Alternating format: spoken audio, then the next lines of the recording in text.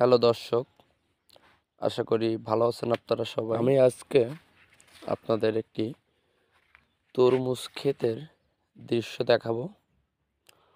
আসলে এটা তুলে ধরার উদ্দেশ্য হচ্ছে, এটা হচ্ছে একটা ঘেরের উপরে মিশ্র চাষ হয়, মাছের ঘেরের উপর এই তরমুজগুলো চাষ করা হয় এবং পরবর্তীতে ধাপে ধাপে আরও অনেক সবজি চাষ করা হয়, অনেক ফসল চাষ করা হয় এবং এই মৎস্য খামারে মাছ উঠে যাওয়ার পর এখানে ধানও রোপণ করা হয়। যেহেতু মিশ্র চাষ, এই অঞ্চলের মানুষগুলো এই অফ সিজন তরমুজ করে একটাই কারণে, সেটা হচ্ছে অফ সিজন তরমুজগুলো দাম একটু ভালো পাওয়া যায় ওই সময় তরমুজ অনুযায়ী।